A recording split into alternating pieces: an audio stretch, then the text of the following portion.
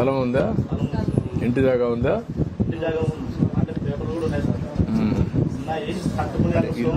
ఇల్లు ఇస్తే కట్టుకుంటాం.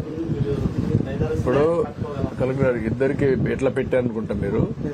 ఈ ఇంట్లో వాళ్ళిద్దరికి ఇల్లు ఒకటి, జాయింట్ హౌస్ ఉంది సార్. మీరు చెప్పినట్టు ఒక హౌస్ అడిగారు సార్, ఒక హౌస్ ఉంది. ఆ ఇల్లు ఒకటి ఇచ్చేసేయండి, మీరు కట్టుకుంటారు. రెండో అతనికి ఆటో ఒకటి, ఎలక్ట్రికల్ ఆటో ఇప్పించండి, రేపే డెలివరీ చేసేయండి. అతను ఆపరేట్ చేసుకుంటాడు, కొంత డబ్బులు సంపాదించుకుంటారు. మీరు కూడా ఆలోచించండి, మా ఇంట్లో అందరూ కూర్చొని ఏం చేయాలని ఆలోచిస్తే నేను చెప్తాను కలెక్టర్ కూడా. నువ్వు కూడా ఇంట్లో కూర్చొని పనిచేయడానికి అవకాశం ఉంటే, నువ్వు కొంత స్కిల్ నేర్చుకుంటే అలాంటివి చేస్తే ఇంకొంచెం ఆదాయం ఎక్కువ సంపాదించుకో.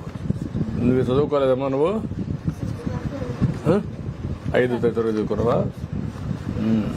మీద పరిస్థితి సార్, నాకు చదివించుకునే స్తోమత లేక ఆయనకు 15 లక్షలు పెట్టుకుంటాను సార్. నన్ను 20 హాస్పిటల్ అదల్లో తిరిగి వచ్చి నేను నాకు తిప్పలు పడలేదు సార్. నేను ఇస్తున్నా చాలా మీద పరిస్థితి నాకు.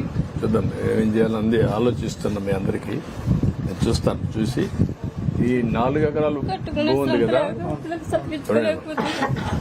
లింగాలు కూడా తీసుకోండి.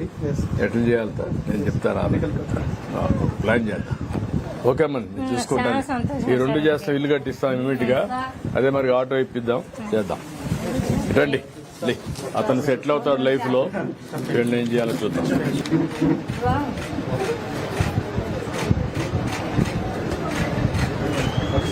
కరెక్ట్ గా ఇచ్చేస్తున్నారు కదమ్మా.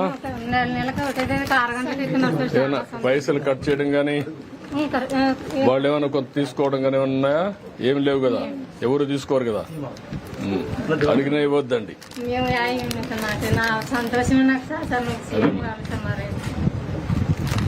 మంచిదమ్మా.